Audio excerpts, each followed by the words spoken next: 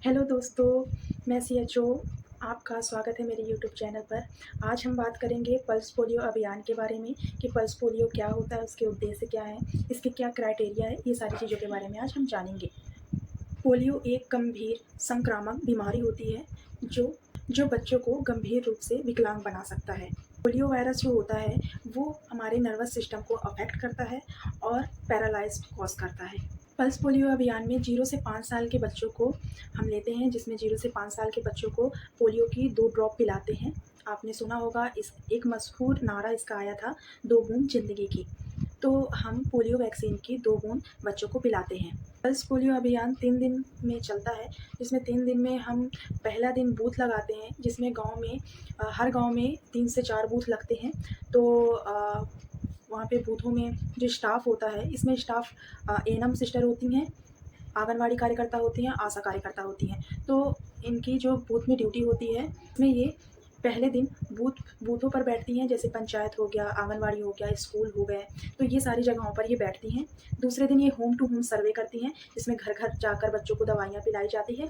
उसके बाद जो तीसरा दिन होता है, तीसरे दिन जो होता है, ये पूरे गाँव का भ्रमण करती हैं, जिसमें जो बच्चे भी छूटे हुए हैं उनको ये दवाइयाँ पिलाती हैं। मार्किंग हम करेंगे, मार्किंग में हम ऐसे क्रॉस बनाते हैं, जिसमें फर्स्ट वाले में हम घर क्रमांक लिखते हैं, सेकंड वाले में टीम की संख्या लिखते हैं, थर्ड वाले में हम दिनांक लिखते हैं और चौथे में हम एक्स या पी लिखते हैं।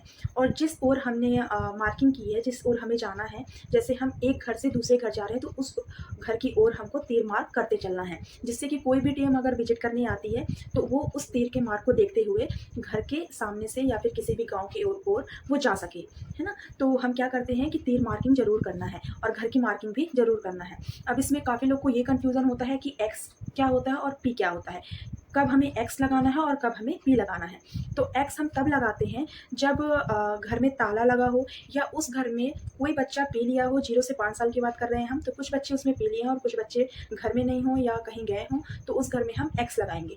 और पी हम उस घर में लगाते हैं जहाँ पर पूरे बच्चों ने पी लिया हो दवाई। और दूसरी चीज़ तब जब वहाँ उस घर में 0 से 5 साल के बच्चे ना हो, तब हम उस घर में पी लगाते हैं, है ना।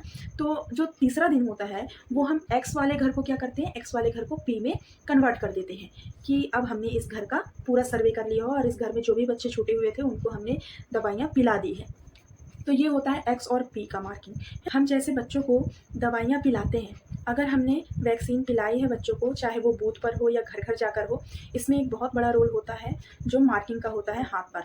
मार्कर हमें लगाना है, जो लेफ्ट हैंड है हमारा, उसकी जो लिटिल फिंगर होती है उसमें हमको मार्क करना है। इसमें एक रूल होता है जिसमें हमें स्किन लेनी है और हाफ नेल लेना है, तो हमें अंदर की तरफ से बाहर की ओर हमें मार्क करना रहता है, हाफ स्किन और हाफ नेल, है ना। उसके बाद हम इससे हमारा मार्किंग करने से ये होता है कि वो बच्चा हमारा दोबारा पोलियो की ड्रॉप ना पी ले।